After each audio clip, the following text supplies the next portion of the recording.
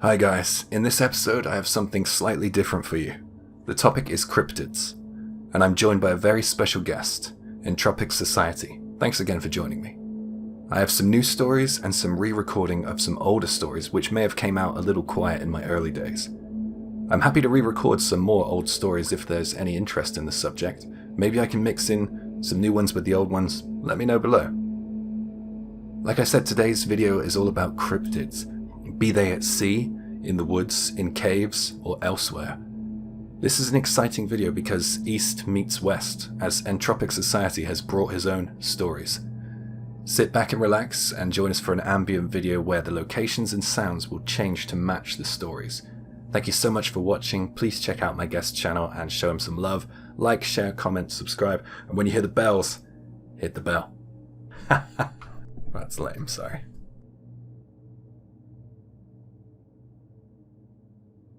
This happened about 2 years back. It all started when I went on a solo mountain climbing trip in Tohoku. I started my climb at roughly 8 AM. I made it to the summit of the mountain by 12. It only took about half the time I went up to get back down. So I was left with some free time on my hands. I decided to take in the scenery. I headed down a road around the cliff face. It was a refreshing change from the mountain trail I had spent the morning on. I had read online that a lot of people pick their own vegetables from this area, so I thought I'd give that a shot, take a wee keepsake back home with me. So I was foraging around deep into the cliff face forest, getting some good stuff and enjoying the scenery. I found plenty of wild mushrooms and a lot of interesting plants. Then, up ahead, I saw a dark black shadow about 30 meters away. I got closer and realized it was the entrance to a cave. I was curious, so I stumbled through the bushes towards it. On closer inspection, it was incredibly dark, but plenty wide for entering. I had my mountain hiking headlamp with me, and I'd been caving a couple of times, so I thought, why not? It was pretty cool discovering a cave. Here in Japan, if you discover one, you get to name it. And if a new large cave was discovered, it would be national news. So with those thoughts on my mind, I went in. I didn't want to tell anyone about it since I didn't want anyone to claim it for their own. I really felt as if this was an undiscovered cave, and I had to check it myself. The cave floor was rough and ragged and littered with puddles. It was big and surprisingly wide. It opened out into different areas. It was big enough to stand up in too. So I wouldn't get lost, I dropped some of my vegetables as makeshift markers, Hansel and Gretel style, in the hope that I would easily be able to find my way back to the entrance. After about 20 minutes of walking around in there, I met a dead end. Well, not a dead end actually. There was a hole, 2 meters wide, enough to squeeze my body through. I was sure I could get through there, easily, and continue exploring the cave. However, I didn't have the courage to enter the hole. Fears of claustrophobia and the idea of being trapped, alone in the dark, were insurmountable. Instead, I shone my torch inside. I saw that after about a meter or so, it opened up again. I could see stalagmites on the cave floor. I panned along the ground with my headlight and saw something humanoid in shape. I'll never forget the moment my eyes landed on it. It looked like a mound of hardened mud at first, but it wasn't. It was humanoid. It had long limbs, dark, hardened mud-like skin, and tiny eyes. The eyes, they looked useless. It was thin, and it looked as if it was bigger than a human. It was only partially visible, but the second I saw it, I let out an involuntary scream. It was just lying there motionless between the stalagmites. I turned my head away almost instantly, and, as if in response, I heard something groan from that chamber. It didn't sound normal, it was some inhuman grunt. Things weren't normal in the cave and I had to get out. I needed to get out. I ran for it. Some innate instinct told me to flee, and as I did, I barely kept myself stable. I weaved in and out of puddles and around rocks. I heard the flutter of bats behind me as I ran. Beneath the flapping of wings was the definite, inhuman groan I had heard moments ago. Except this time, I heard footfall. It sounded like someone, or something, was running. I tripped and skinned my knees. I got to my feet as soon as I could, and I just kept running. I saw the light of the exit of the cave up ahead as the bats flew past me overhead. The sun was setting when I got out. I kept running towards the ridge, and then I climbed down. It was 7:30 when I arrived at the parking lot below. Thankfully, there were some people around. I asked them for help. My leg was in agony from my trip in the cave, and my knees were covered in blood. An older gentleman drove me to the nearest hospital, and I was immensely grateful. The wounds on my legs were deeper than I realized. The man who drove me to the hospital stayed with me until midnight and invited me to join his caving club meeting. So I did. I told them about what I had seen in the cave, and they theorized the following. The growling sound I heard was probably made by the echo of the bat wings. They told me that seeing humanoid-shaped masses in caves is entirely normal. It's a conditioned response to the darkness for all humans to find shapes which the mind can easily recognize. Caves discovered on the mountain will be named after the person who discovered it. They were all interested in checking out the cave, and so was I, since I might be attaching my name to it. A few days later, and I was invited to go back to the cave with the group to check it out. My injuries hadn't healed, so I declined. I heard from the group that they went in search of the cave, but they were unable to locate it. After several failed expeditions, they called me again to double-check the location, and eventually they persuaded me to come back to show them the way to the cave myself. I couldn't believe that they couldn't find it, and I started to wonder if I had hallucinated the whole thing. I quickly understood when I got there the reason why this bunch of caving enthusiasts couldn't find the cave. It turned out they weren't the best map readers. The thicket outside was more overgrown now. It gave me the chills to be back there. I could see that thing in my mind's eye. We all stood in front of it. There were about 10 of the caving club members in attendance. I still believed that I saw something humanoid on the cave floor. There was an atmosphere outside the cave which was unexplainable. The leader of the caving club said, "Come on. You'll look in the chamber, and it'll be nothing but a disappointment. Trust me, we're going to light the place up for you too," he said as he tapped his torch. Everyone was armed with a torch, and it made me a bit less anxious to go in. Plus, I'd realized I'd look pretty dumb if I didn't go in. I mean, what was I going to do? Just sit outside waiting for them? Once inside, thanks to the torches, the whole cave was completely illuminated. It didn't seem as daunting anymore. I could see more of the cave now. I was surprised to see less rocks and debris on the ground, and equally surprised to learn that the cave ascended and descended in areas. All 10 of us went in, and sadly, I couldn't see any trace of the humanoid creature I'd seen. It took us about 30 minutes to scour the entire cave and reach the point where I saw it. One of the caving club guys wasted no time and attempted to climb through. He said that there was about a 4-meter drop on the other side of the opening, so it was just as well that something scared me off. If I might have been braver, I might have fallen and been trapped in the darkness alone. One thing I noticed was that the stalagmites had been broken, as if some path had been created. I must have looked totally mad to the caving club members. And the truth is, I felt a bit foolish. It all seemed so real though. They seemed happy enough. They wanted to come back with climbing gear and explore the place. I didn't want to be a part of that though. I mentioned that my Hansel and Gretel wild vegetable trail was nowhere to be seen, but I guess some animal could have got them. A few weeks pass and someone from the caving club calls. They investigated the other chamber.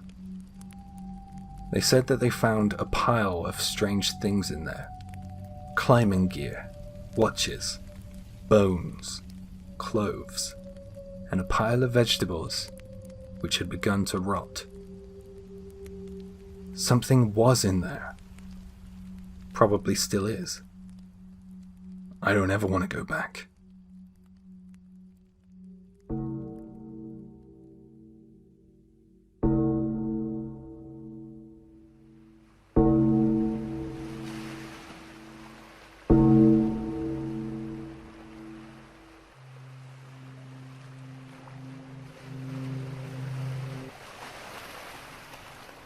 In high school, I went on a field trip to the seaside with my art class. We had to pick a spot along the shoreline, and then we were to make a piece of art based on what we could see, a painting or a sketch. This happened in a port in Kyushu, by the way.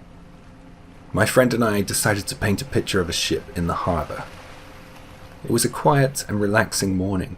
It was nice to be by the sea. The water below was light blue, and it was in perfect contrast to the hull of the ship. Suddenly, before my eyes, in the light blue water, a huge dark shadow appeared. I watched it for a moment and then spoke to my friend. "Hey, what's that?" I asked. He quickly rose to his feet and hurled a rock at the black mass beneath the waves. Rather than retreat, the black mass approached. I was surprised. "Is that a shark? It looks like a shark," my friend said. We stood there talking about why a shark would be this close to the port. It was moving closer and closer, and I started to get frightened by that black mass down in the water. I was young at the time, and I was generally scared of sharks. I didn't like it. Even though I wasn't in the water, that shark thing felt incredibly dangerous. I didn't know why. It was just giving me bad vibes. I wanted to get a teacher, so I stood back from the port. The black mass made a splash, and the sickening stench of long dead fish rose from below. I remember it smelled like a wet dog as well. My friend and I kept staring at it, and then it revealed itself. Slowly, a black greenish head emerged. It looked crocodile-like. It had these big cloudy white eyes and the tiniest black pupils. Those eyes were focused on my friend and me. I stood there dumbstruck. That was not a shark. It was as big as one, though. It looked like it was the size of Jaws. I've never seen a creature like that. I felt like I was sinking into the ground because the fear I had regarding that creature was so oppressive. It was some kind of ancient fear, you know? Like from the dawn of man or something, because there was an apex predator ahead of me and it was looking right at me. I was tiny in comparison. The creature looked like a crocodile, like I said, especially the head. The body resembled a crocodile too. I thought that it had branches on its head at first, but then I realized that they were horns. There were several horns. The odor was unreal. I felt paralyzed and mesmerized.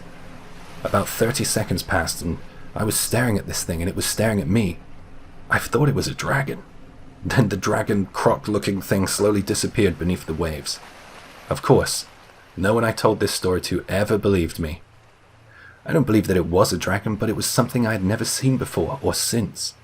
There are things out there in the ocean that we don't know about. I never went back to that port, and I don't like the idea of going in the sea to this day. I have this horrible feeling that if I do go swimming in the sea again, I'll run into that thing again.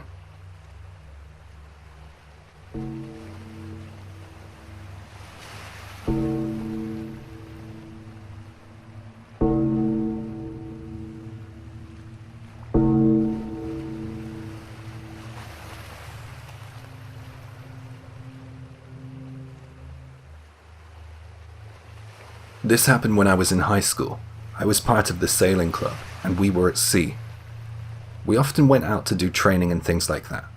This story takes place close to Guam and Hawaii, kind of in the middle, I guess. After a few days into the voyage, the ship stopped moving. Our captain investigated and tried to find the cause of the trouble. He found nothing wrong with the engine. He then went to the stern and found something entangled around the screw propeller. We all took a look from the stern and we were all surprised what we saw. A huge squid's tentacles were tangled around the propeller. One of the tentacles was loose and we could see the length of it as it bobbed in the sea. Our captain said that it could be a 15-foot squid. We couldn't see the body of the squid, just the tentacles. The body was likely under the hull, and the squid was almost certainly dead. Even if we tried to reverse the propeller, we wouldn't be able to break away from the tentacles. There was no other option but to remove them manually.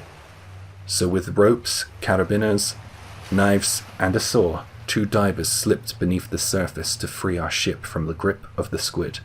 After about 2 to 3 minutes, one of the divers emerged and said it would take them about an hour to get the propeller free. He said that the squid was so big they couldn't even get anywhere near the propeller. The diver went back under to get to work. About 30 minutes or so passed, and the divers were back at the surface. This time, they were shouting for someone to help them up as soon as possible. We all grabbed for the ropes and started pulling them. We didn't know what was going on.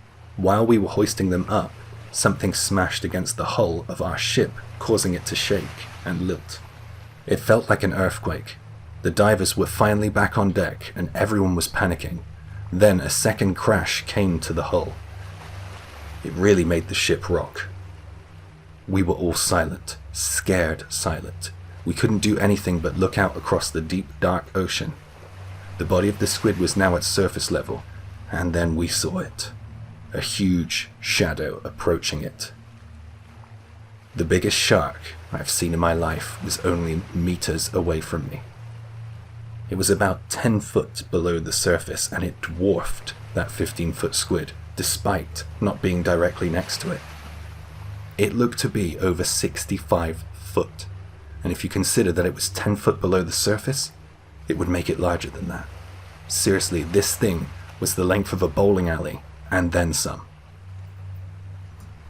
I could only see its silhouette, but to me it looked like a great white. It didn't stick around long. It shot down to deeper waters and out of our field of vision. I would have thought that it might have been a sperm whale or a whale shark if everyone on the ship wasn't so adamant that it was a great white. Plus, I don't think a whale shark would go for a squid, which is what I presumed the great white was after. Eventually, we discovered that the propeller was bent, and we couldn't get it to work. I think when we heard those crashes against the hull, the shark was tearing away the squid. With the sheer power of that thing, it bent the propeller while it was tearing the squid apart. We had no choice but to send out a rescue signal, and thankfully, an Australian merchant ship bound for Japan picked up our signal and towed us. We were home in a few days. It was scary out there in the open ocean with the thought of that huge shark thing down there. When we finally checked out the damage to our ship, we found that the propeller was hanging on by a thread, and there was no sign of the tentacles that were once so tightly wrapped around it. I wanted to get a copy of the captain's log to share, but I haven't been able to. I'm curious to see how it was formally reported, but I don't think I'll get the chance to read it. Thanks for listening, and I'd love to hear what people think that was.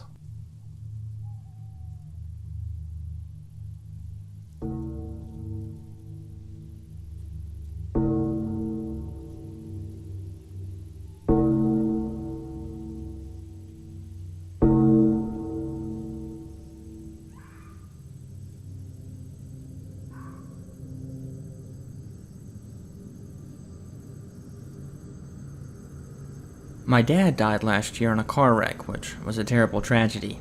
I was in my late 20s and I'm an only child, so I inherited a large portion of his inheritance. My grief-stricken mother received his life insurance and warned me to be smart with the money. I was working as a car cleaner at a local dealership, which paid barely more than minimum wage. I had gone to college but dropped out due to partying too much and sloughing on my grades. I was never one for school. I always thought it was for suckers that didn't know how the real world works. You didn't need to know how to use the Pythagorean theorem to start a company, or to buy a house. Anyways, I've always had plans to start my own company. I follow a bunch of people on social media that have these rental properties and timeshares, and make tons of money off of them. I figured that that's how I could actually make money and invest. Now was the time to do that. At first, I considered investing into crypto or random stocks like Tesla, but I figured that rental properties were the way to go. That even if no one were to rent them, I could at least live in them for a time being. I searched the local real estate listings for great properties that I could rent, but I was looking for quantity, not quality. Everything I was looking at the time would run me dry, and I wouldn't even get 2 properties out of it. I needed something more off the grid. Something I could buy cheap and build multiple units. I was driving late one night and I noticed on the outskirts of town that there was a large property with old rundown homes on it. There were about 3 homes with a trailer and other stuff on the property. I pulled off to the side of the road and got out to see if there was any listing for the property, since it looked like no one lived there. It was around 1 in the morning or so, and there weren't any lights coming from inside any of the homes, so I figured that jumping the fence and taking a quick look would be fine.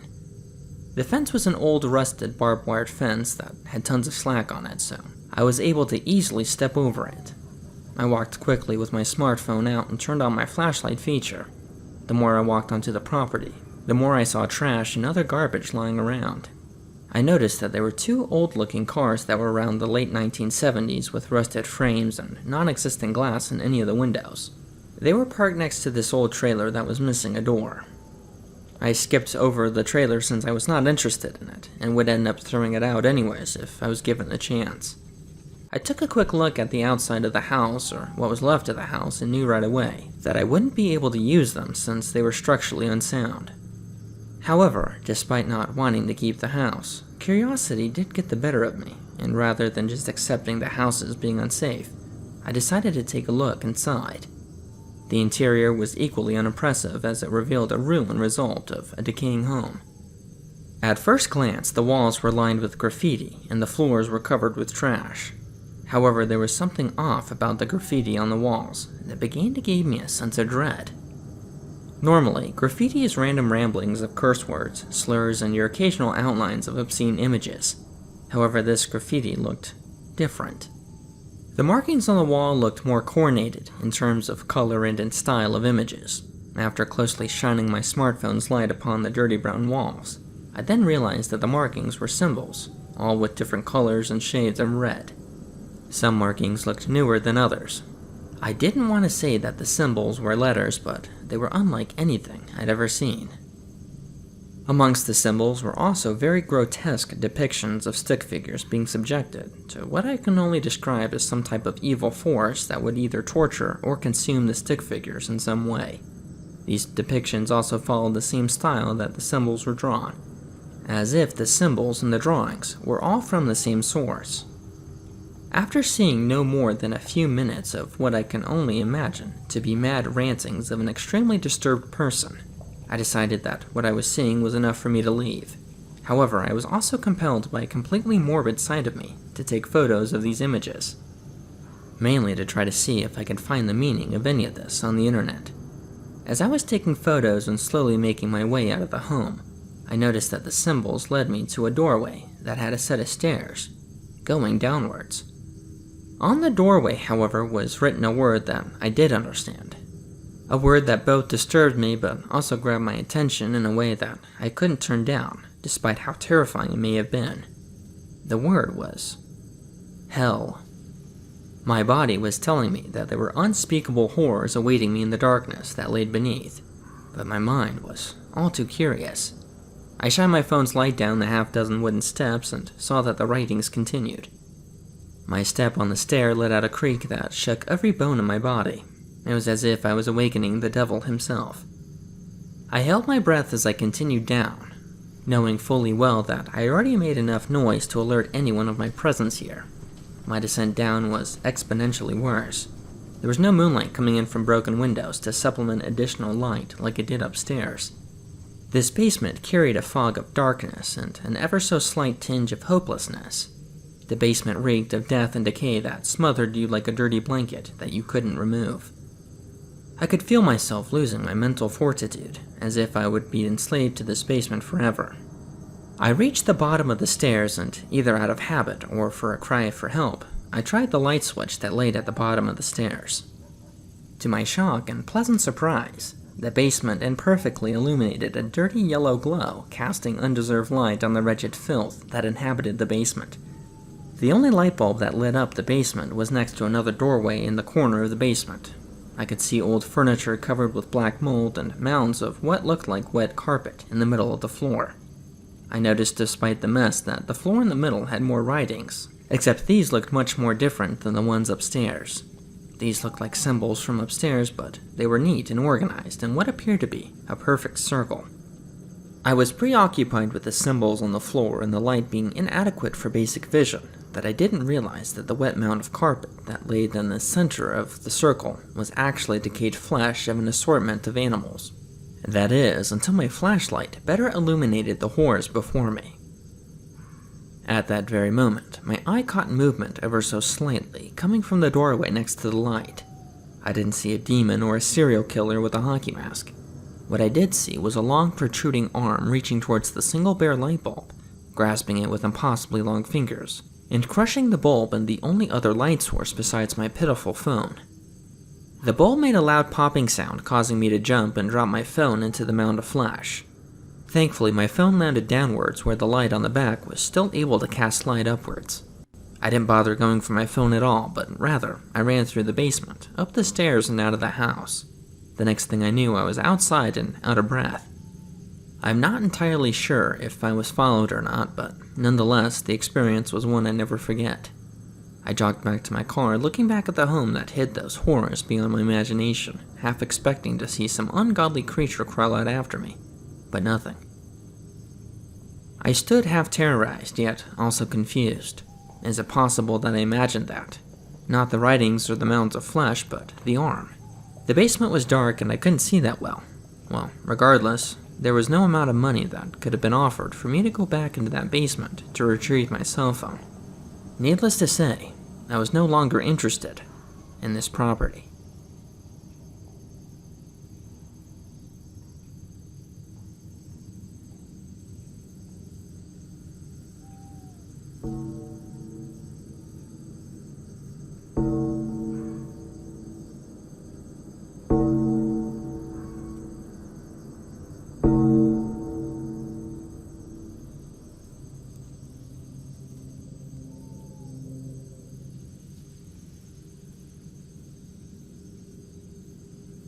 This is my grandfather's story. He said it happened around 1995, and it's something he can't explain or forget. My granddad lives up in the mountains. There's not much up there save for some old fields for cultivating tea leaves and some hot springs. Life goes at a different pace there. He was working in one of the tea fields back in 95, cutting the branches back to allow growth for the following harvest a little ways from his home. He said that he was finishing up and the sun was already beginning to set. It was already getting dark while he was on his way home. His mini truck was weaving along the mountain roads, a lot of twist and turny roads up on the mountains. He rounded a corner to see a huge shadow in the center of the road. It was something lying in the road, so he slammed on his brakes.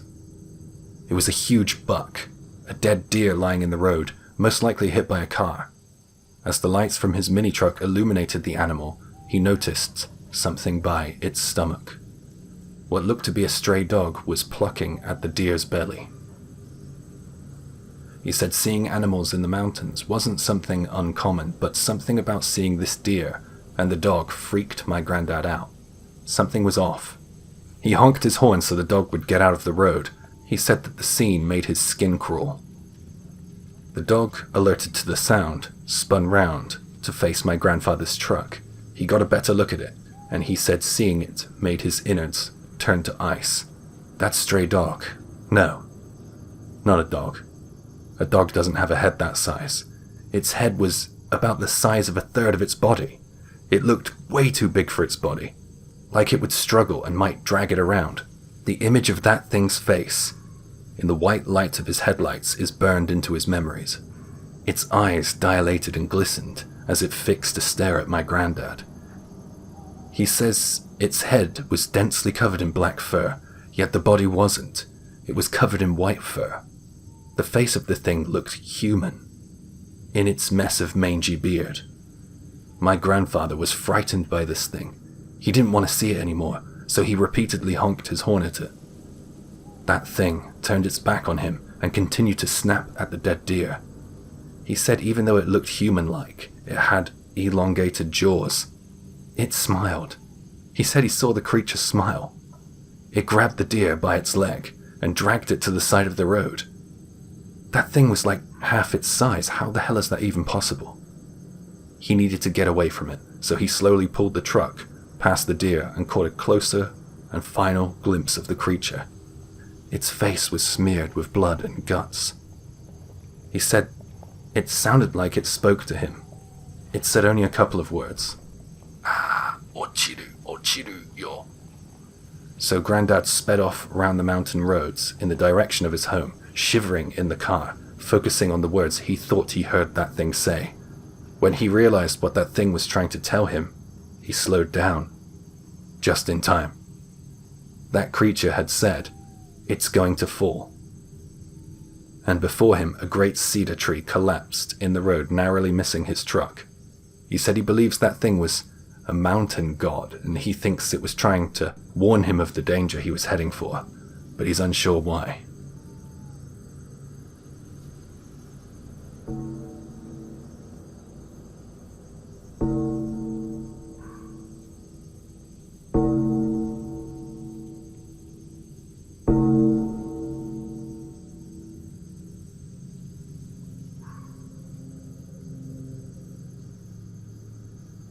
This happened about a year ago. The area I work in the winter months is often covered in a thick fog at night. I guess it's because it's up in the mountains. The narrow roads are always dark and the fog always makes me nervous when driving. The visibility is very poor out there. I really hate driving home late. Work finished that night at around 2:30 in the morning. This wasn't anything out of the ordinary, as I worked night shifts. Just as I expected, the fog was thick, and when I left the parking lot, I could barely see the road in front of my headlights. I knew that the mountain roads were going to be difficult. I had been driving for about 5 minutes, and I was already trying to figure out what to eat for dinner/breakfast. It was at this point I realized that I left my wallet in my locker. I had to go back for it. I found an area to make a U-turn, and I saw the corpse of a raccoon. Sadly, up in the mountains, there are many raccoons and stray cats, and it's always sad to see them by the side of the road. It had obviously been ran over by a car. I couldn't really blame the driver in this weather.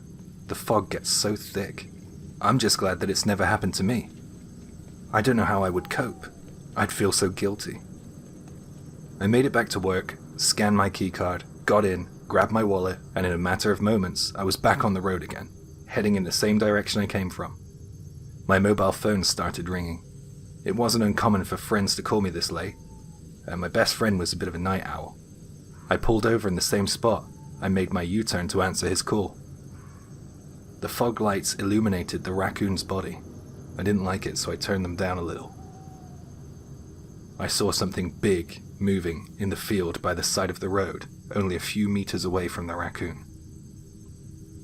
I couldn't make out what it was since the fog was so thick, but to me it looked like a huge human, bigger than the everyday man. It was awkwardly jerking forward in a strange manner. I completely forgot about my friend calling. I couldn't take my eyes off of this thing. It was about to leave the field and enter the road ahead of me. It was faintly illuminated by my headlights now. It looked like a massive crab. I know as well as you that such a thing does not exist in the natural world. But let me try to describe it to you. Its torso was wide. It had 2 ovals protruding from its body, and long, thin legs carrying it forward. I was staring at this thing, completely shocked and horrified. It suddenly moved quickly and lunged on the raccoon. It then passed in front of my car and disappeared with it into the fog. Its movement was very similar to a crab. Its shape was too. But that wasn't no crab. It was a person. Well, it was humanoid, and it was oddly pale. It looked like a deformed human, like someone had cut 2 people in half and sewn them back together, facing opposite directions. The oval shapes were human head-like, and the way it carried itself forward was on all 4s, like the legs of a spider. I know it sounds crazy, but I saw it. I avoid that road completely now. I don't care if I get home later, I just won't go anywhere near it. I read a while back that a high school student went missing in that area. I worry about what happened to him. I really hope he's found soon.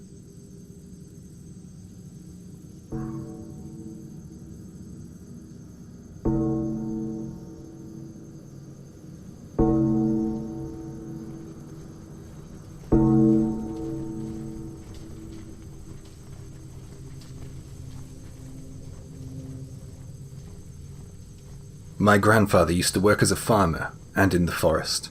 He was in tune with nature, and he was interested in wildlife. He would write down experiences he had in diaries and notebooks. They made for fun reading. I was particularly interested in his stories of strange encounters with the unknown. You know, creepy stuff like cryptids and that. The mountains always felt mysterious and strange to me, and his stories proved that. I want to share one story with you I found in one of his diaries. The story takes place when my father was doing some forestry work in Okayama. He was cutting trees during the day and staying overnight in a mountain lodge. My granddad's boss would head down the mountain to get food and supplies while he worked. He was cutting a tree with an axe, and he stopped mid-swing because he heard the voice of a child screaming and shouting. He listened closely and understood that the child was shouting, "The Baku is coming," over and over. He looked around. He had a high vantage point and he could see well below. He searched and searched, but he could not spot the owner of that voice. There were no children in the area. The voice continued to shout that the Baku was coming. Of course, like you and I, he had no idea what the hell a Baku was at the time. Grandad always wore a charm around his neck, which was given to him by his wife to help ward off evil spirits. He instinctively grabbed it and rubbed it. Something was wrong, so he headed back to the lodge as fast as he could. He said that he heard a gust of wind blast through the air and shake the lodge. Something was out there, and it was moving incredibly fast. Once he couldn't hear the wind any longer, he waited a few moments and cautiously left the lodge. He crept around the perimeter and looked to see if anything was damaged or if anything was out of place. He found the body of a monkey on the ground. The upper half of the monkey's body was missing. There was more. A bird, well, parts of a bird. There were just the legs. And finally, he found the body of a deer. From its neck upwards, its flesh had been stripped to the bone. Grandpa could do little other than get back to work. He wrote that he kept his axe tightly held in his hand and his charm close to his skin. There was some incredibly nervy moments out there in the woods, but before long his boss came back. My grandpa explained what had just happened to him. The boss then said, "That's what they call the Baku around here, some kind of creature that lives in the woods." He told Grandpa that the creature's favorite things to eat were the brains of monkeys, birds except for the legs, and deer from the neck up. It seems like it doesn't really bother humans much, but if someone was unlucky enough to get close to the creature, then they would stand to lose a finger or an ear. It goes for soft parts of the body, it seems. The creature seems to only want to live a solitary existence in the mountains. The mountain in Okayama, where my grandfather kind of encountered the Baku, has a long and spiritual history, as there are ancient shrines on that mountain. He believed that some kind of spirit from the shrine manifested itself as a child's voice to warn him about the approaching creature. His boss is of the same mind. He thought that they were protected by something that day. They committed right there and then to make an offering at the shrine before they continued working. I found it an interesting little superstitious tale.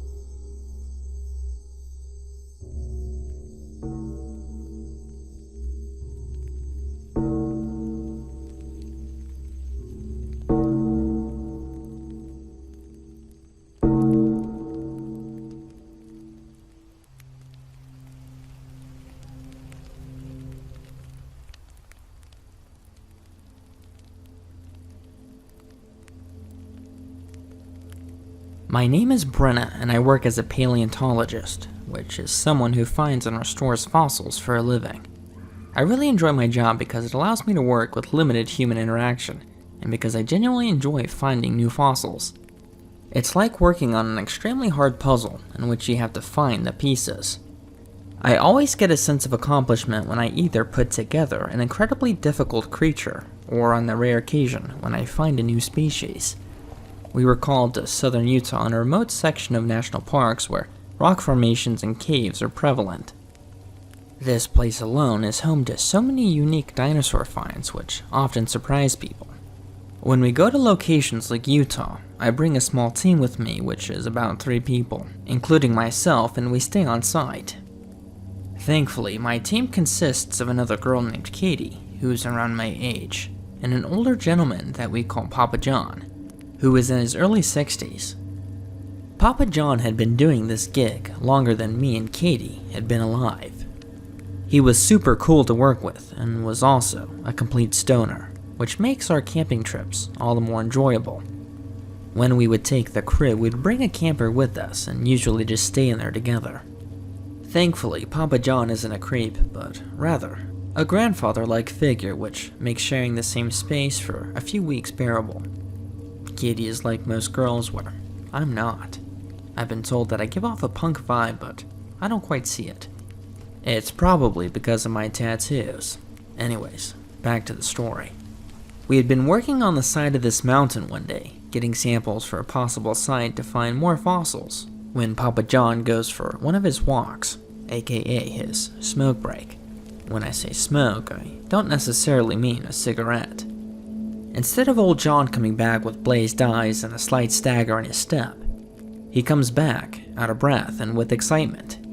Katie and I shoot our heads up to see he's holding something. It appears to be a small rock that had been cracked down the middle, encasing the remains of a fossil. Apparently his smoke break actually yielded results to our dig site, and he happened to stumble across a cool find. It wasn't the rock that excited him though, more so where he found the rock. He told us to follow him, which we did confusingly. He took us down this beaten path that lined the base of the mountain. The right side of the path had been overgrown with brush and sage, which made going down the path a bit of a squeeze. John was always good about finding good places to smoke so he wouldn't get caught. This was definitely the place to do it. As we continued to press through the intense brush, we eventually arrived at John's prized location, at the base of the mountain. There was a large boulder that appeared to be covering what looked like an entrance to a cave. John was convinced that this cave was sure to have priceless fossils hidden inside. The only problem was that we needed to find a way to move this boulder. John, being old in age and not having any equipment with him, was not able to move the boulder, but he figured that me and Katie with a few pickaxes would be able to chip away at the boulder enough for one of us to slip inside. Looking at the truck-sized boulder, this would take us some time. I went back to the RV and grabbed 2 pickaxes and a shovel, while Katie and John stayed back. We started working on the boulder, but we were only able to work for an hour or two before the sun got too low. We figured that it would be okay to leave our tools here since the area was completely hidden. We were the only ones in the area anyways. We went back to the RV and had our typical evening of having a small dinner and playing cards. John smiled the entire night, ear to ear with excitement. He kept telling us the best finds of his career have always been in areas of shelter, much like a cave. Southern Utah was a hotspot for things like this. The night continued on with high energy and anticipation for what was to come of the cave. There was a good chance that we'd be able to find valuable minerals in there as well, depending on the age of the cave. John woke us up early the next morning with coffee and singing. He was ready to get the day started despite it still being dark outside. Nonetheless, this didn't stop the jolly man from handing us headlamps and skipping down to the cave. Katie and I were not morning people, however it was hard to stay mad at John for long. We made it back to the entrance of the cave where nothing seemed out of place. Our tools still remained in the same place as well as the menacing boulder that prevented our entry. Katie and I worked at chipping at the sides of the boulder while John dug at its base.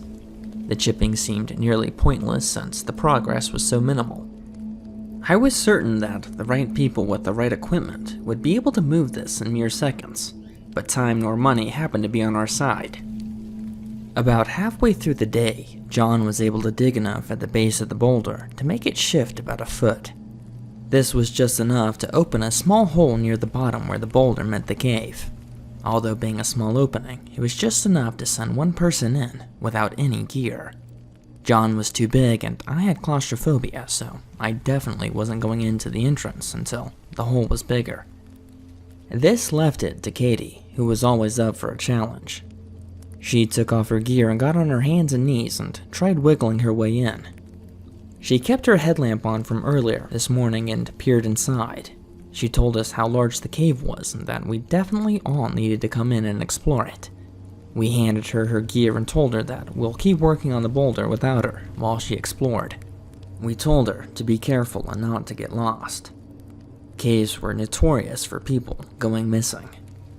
We worked more on the boulder, which took us some more time. Another hour or two, and we managed to produce another 4 inches on both sides of the hole. This still wasn't enough for John to fit in, and I still wasn't comfortable trying to squeeze in with this size. We called into the hole for Katie to give us a quick update, but she didn't answer. We figured she was too far into the cave for her to hear us, and we just kept working. We worked a little bit more before John and I decided to take a quick smoke break. I really wasn't one for smoking, but I was tired, and I still needed a break.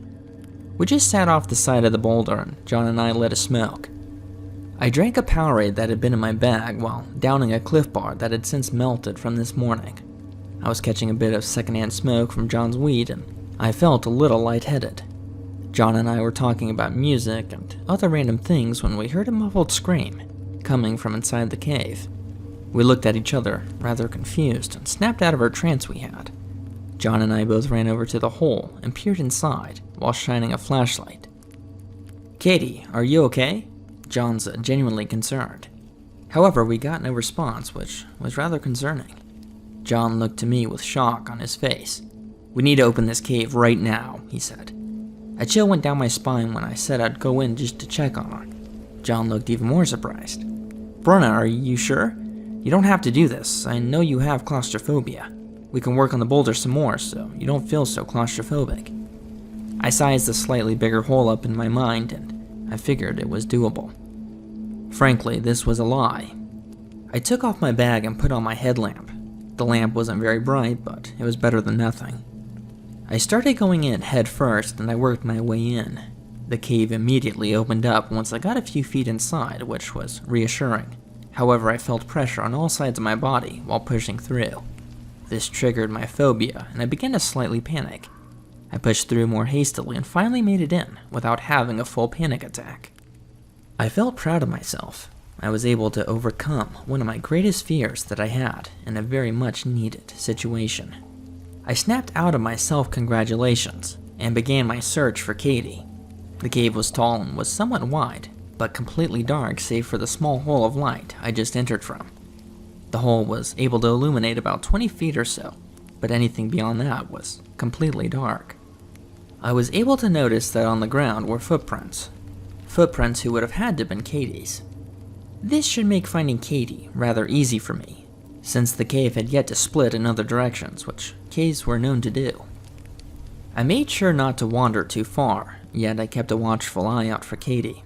I called out her name rather loudly since I had no need to be quiet. I was trying to find someone, so this was the best course of action. My cell phone obviously was not able to work since we were in the cave and it had poor reception. I kept following the footprints which went deeper into the cave. The cave not only went into the mountain, but also on a downward slope. The cave's floor went from dirt to mud, and now to stone, which made tracking Katie's prints nearly impossible. I couldn't help but notice the temperature getting slightly more and more cold. This was fine, although I wasn't dressed for anything below 70 degrees. I also noticed that my senses were on high alert. I attributed this to my adrenaline pumping from my claustrophobic encounter from earlier. My hair stood on the back of my neck, and I now felt scared. I was deciding if the search would have to wait for John to open the cave more and he could come inside, and that's when I heard it. That's when I heard a scream. Not Katie's scream to be exact, but rather something else. It didn't sound like Katie at all. It sounded like some type of large predatory animal. I froze in my place, but I then realized that the cave system often had air circulate throughout them, creating strange sounds. I only knew this because I'd worked on an excavation that was once in a cave. The sounds can be terrifying, much like the one I just heard, but when you realize that when air is flowing through jagged rocks, much like the ones that were lining this wall, it makes sense. Essentially, it made the cave a giant death whistle. I was tempted to call out again to Katie, but the gust of wind that resembled a scream had caused me to no longer be as brave. I turned back to check up on John to see what progress he had made, and also to alleviate some nerves that I had recently acquired. Thankfully, I hadn't made it too deep into the cave, so the walk back only took a few minutes. When walking back, I could see the light coming from the hole and movement from outside. Before I was within talking distance, I heard a rock fall deep from within the cave, roughly where I was just standing. Could this be Katie? I stopped in my tracks and looked both ways, back to the entrance and then again to the sound that came from within the darkness. I decided to check in with John to let him know that I was okay and that I thought I heard Katie. I went over to the hole and I noticed that it was much smaller now. My heart sank.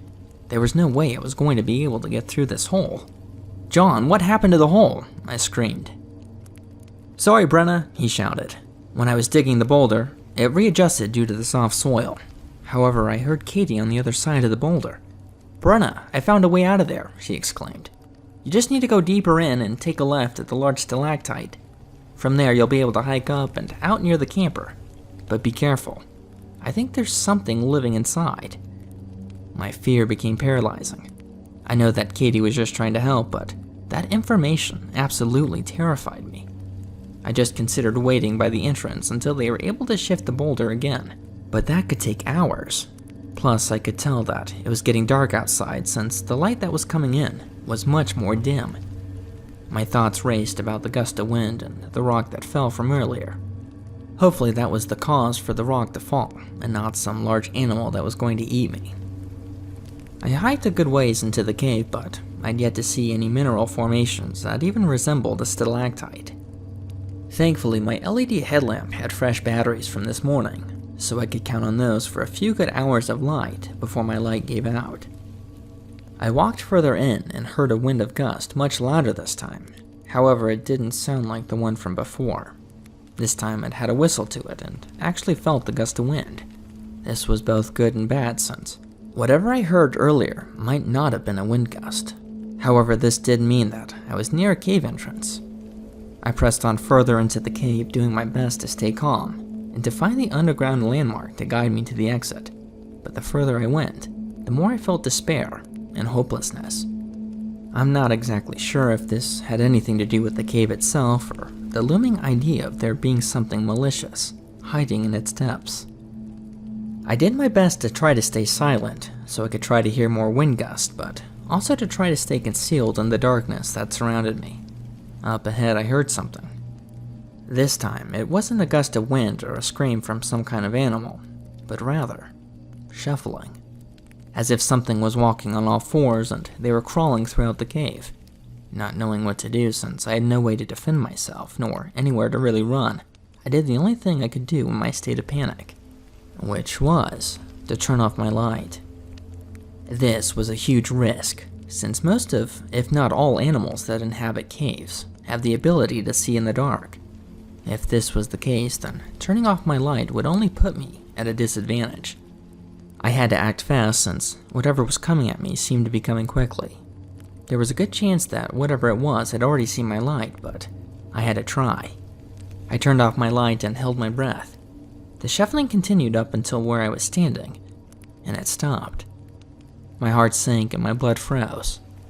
Something knows that I'm here. Instead of shuffling, I then heard the sound of sniffing coming from a small distance away. It was as if whatever it was knew I was there, but couldn't quite pinpoint exactly. I leaned up against the wall of the cave and ran my hands along the wall, hoping for something to try to climb up onto. I grabbed what felt like a solid hold that could elevate me up a few feet, and I silently started climbing.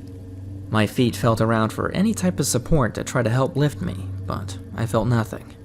I then pushed on the wall of the cave with both my feet and pulled myself up using non-existent upper body strength. The hold I was grasping with my shaky hands started to crack and completely disconnected from the wall. I then fell only a few feet, but it was enough to get the attention of whatever was sniffing. By whatever unfortunate circumstances that caused the rock to disconnect from the wall, fate now seemed to somehow be in my favor, as I was now holding a large rock in my hand. Before I could even register the pain from falling for those few feet, I was then grabbed by the creature. To my surprise, I was not met with sharp teeth, but rather rough textured hands. Something grabbed my legs and let out a scream that resembled the sound I had heard earlier in the cave.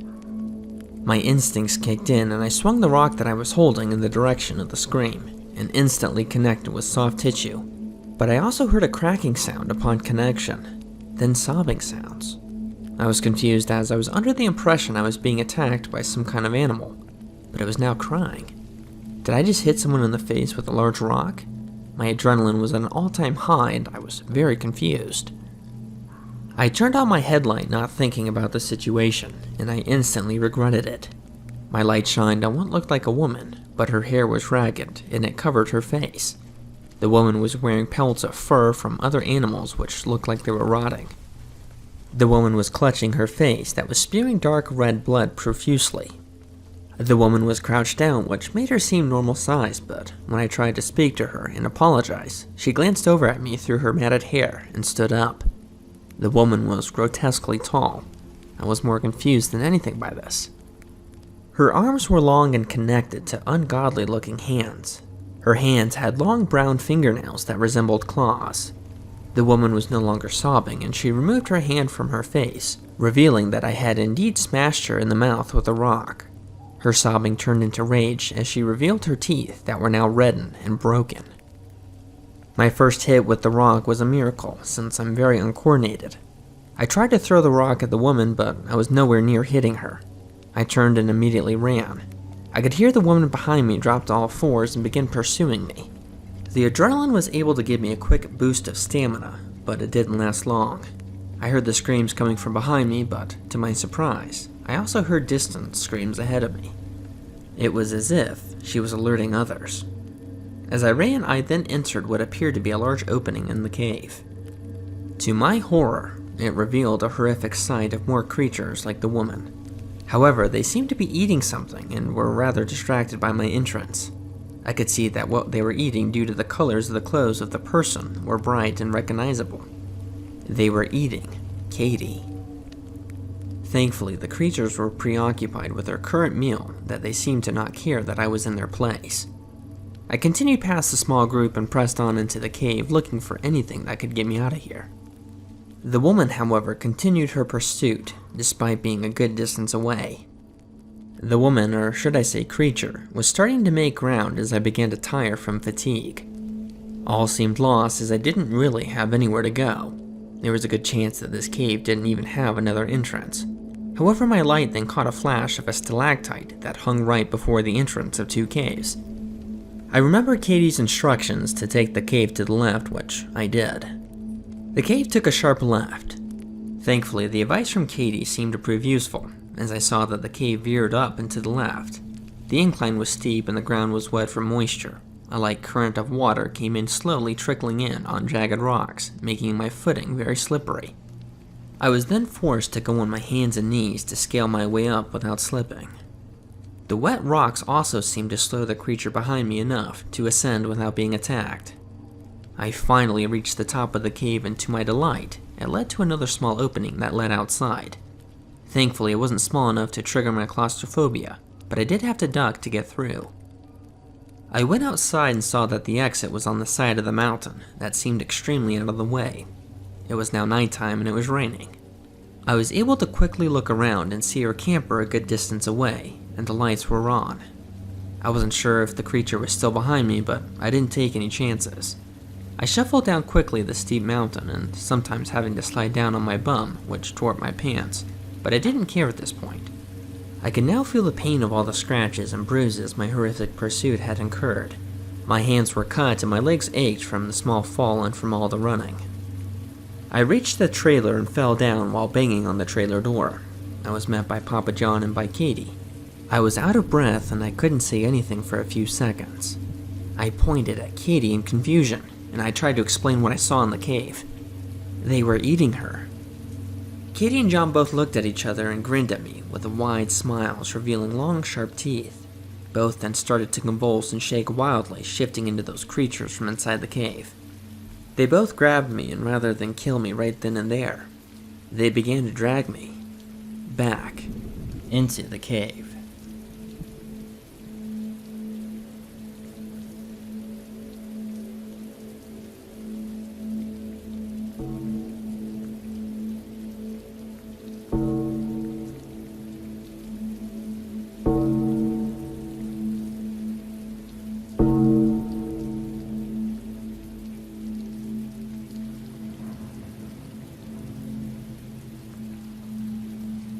13 or 14 years ago, I was working in Kansai. I had a part-time job there. My job was to unload containers at the port. I had to unload these huge containers. We would store the unloaded cargo in our warehouses, and there we would keep them until whichever company came along to collect them. There was a lot of heavy machinery in use, cranes, forklifts, etc. A lot of the work depended on us staff manually unloading the containers. The containers were full to the brim. We're talking 2 to 4 tons. Most of the stuff we would unload would be beverages and livestock food. In one day we could unload 2 or 3 of these containers.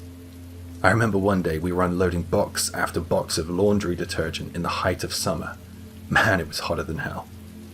The work was really hard and my co-workers weren't exactly pleasant either. I worked with the Yakuza. They were ill-mannered, shall we say, and very quick to anger. I think I was working with some former Yakuza bosses too, former gang members and the like. It was a real strange and shady company, looking back on it. One day, I was returning back from my break as a container was being lowered. I heard the foreman chatting to the driver. They looked like they were in serious conversation. "Is it? Yeah, it's no good, that thing." I had just heard the tail end of their conversation. The container had to be unloaded this afternoon. It was untouched and filled to the brim. Great, that's me not going home early, I thought. What the hell happened? What's the situation? I was irritated. As I walked in, 2 of the biggest-mouthed Yakuza-looking guys I worked with were silent. I didn't ask, but I thought that was weird. After a little while, the boss told us that the unloading of that particular container had been cancelled for the afternoon. I found that a tad strange to say the least, but I didn't complain. Apparently, during my break, they had opened it. Another employee was there when the container was opened, and I got a chance to ask him about it. He said that when they opened the door, something moved in there, so they shut the door and someone suggested getting on the roof to look through one of the gaps to see what it was. They looked and they saw all the items in there, filled to the roof, but something else was in there. Something's face. My colleague said it was kind of like a human's face, but it was elongated. Its eyes were huge and its mouth hung in a low point. It didn't move. It just watched. Thereafter, no one was permitted to go near that container. I asked him if maybe it could have been an animal. Maybe an animal got in there. He replied, "Nah, not an animal. I've seen animals in there before, and it's more common than you might think. I've seen people climb out of those things too." The containers are sealed with rivets when they leave whatever foreign port they come from, so you need to use a large pincher-like tool to twist open the rivets on the doors of these containers. When we finish unloading them, I always go in to clean up, and I've found flowers and insects I've never seen before. How these things get on board, I will never know. Maybe something happens somewhere along the distant seas. When I was leaving work, I heard something that will live with me for a while. Some huge force slammed against the side of the container we were all instructed not to open. It was ear-shattering. It slammed against the side twice. The whole warehouse stood still for a moment. I looked at the warehouse manager, and he looked terrified for his life. I think about this moment more often than I'd like to.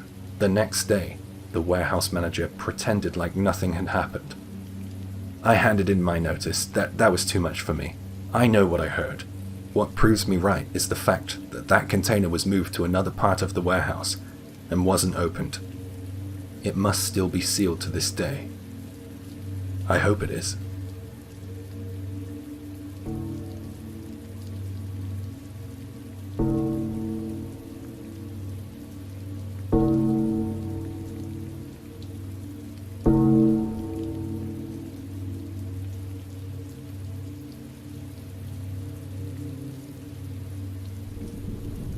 My grandfather on my father's side told me a story about his hometown. Well, I guess an urban legend is a more appropriate phrase. Anyways, he comes from the countryside. Have you ever heard of yokai? They're kind of demon, fairy, or goblins out here in Japan. I'm sure that definitions will vary based on each case, and you might even consider these things cryptids, and you might not.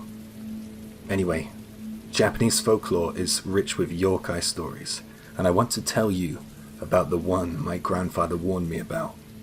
Its name is Gossha. He told me if you don't listen properly, or you don't do as I say, then the Gossha will come and eat you. It's a good tactic, that. Well, I didn't grow up in the countryside, but every time I would visit my grandparents, I'd be a little older and a little smarter. Well, that's what I thought anyway. When I got to the right age, I challenged him on the whole Gossha thing. I asked him outright what it was. Well, Grandpa just ignored me and didn't explain it to me. So I went to ask my dad, and he told me.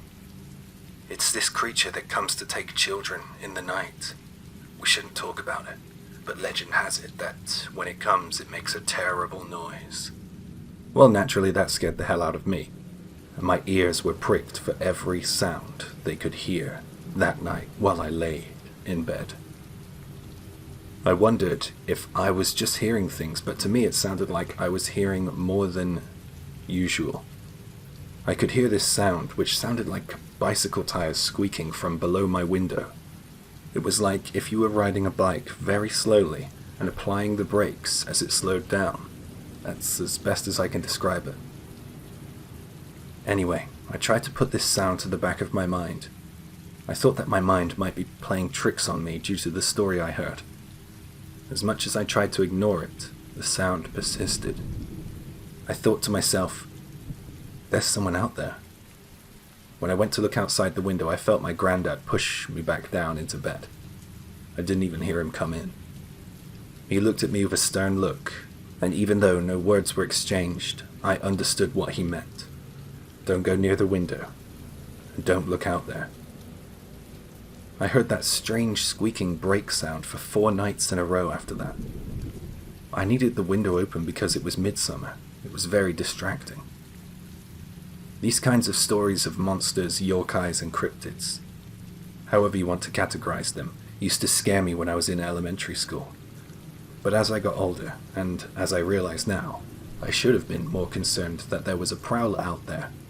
You know, something human, a burglar, or a home invader.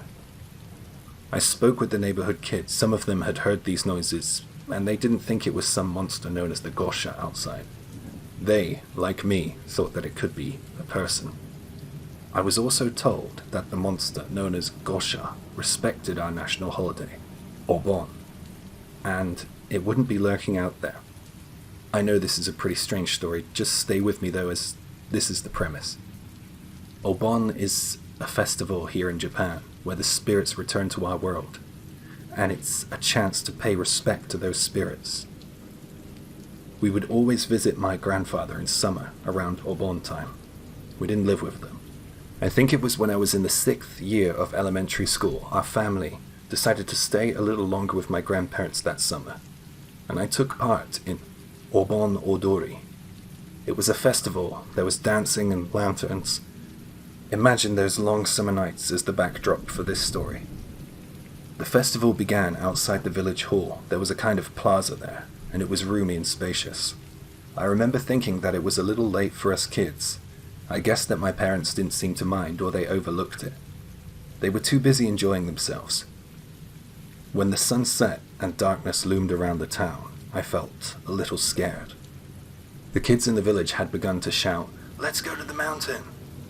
I didn't like it. I knew that a few years ago about this time of year a kid drowned in the reservoir out in those mountainous woods. It made me feel kind of nervous. I was always told it was off limits. All the neighbor kids were calling for us to go into the mountains as a dare, or as a test of our collective courage. It felt like I was the only one who didn't want to participate, so I joined in. It was a really bad idea though. However, our destination wasn't the mountain, but a shrine in the mountains. They said that there was this huge, tall torii gate, and everything beyond it was as dark as the night sky. The dare was to pass through that gate and to see what was on the other side. We kids headed up into the woods under the watchful eye of the mountain despite our family's warnings. Our ragtag group was of mixed age. I think the youngest was only in the second year of elementary school. We were way out in the sticks now, and the distance between each streetlight grew larger with every step.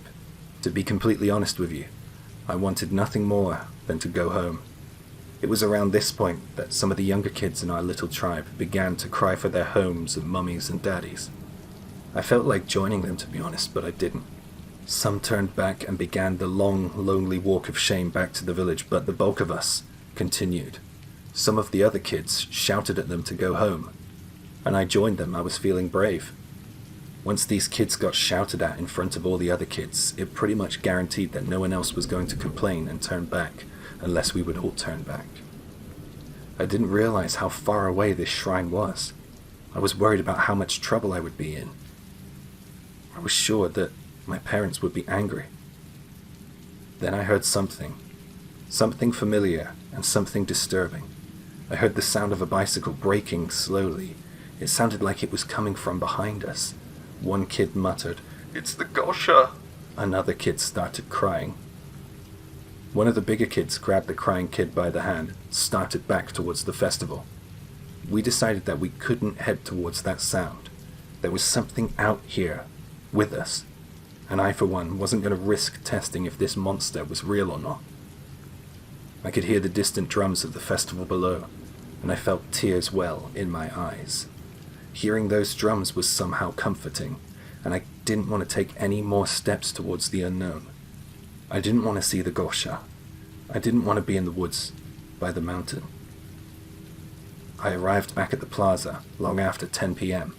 All the parents were angry because they thought we had all gone home to bed. We didn't tell the parents about the sounds we heard out in the woods. There was an uproar when I woke up the next morning, and before I could rub the sleep from my eyes, my mother was asking me about a kid who was present in our little trip up to the shrine in the woods by the mountain. I was certain that he made it home. I was sure he must have made it back and slept in his own bedroom, just like I had. It turned out that I was wrong. There was already radio broadcasts asking for people to call in if they found a kid who matched his description. The whole area was being searched. Well, that kid wasn't found. And as the days marched on by, the rumors about the Gossha grew louder and louder. My family was part of the search party. We searched out there by the reservoir, but we couldn't find him. I stayed at my grandparents' that night, full of dread, and I heard that same squeaking bicycle braking sound that I had heard before, and I shuddered in bed. Well, we didn't go back to the countryside much after that trip. I think the next time our family headed back there was about 5 years after, for my grandfather's funeral.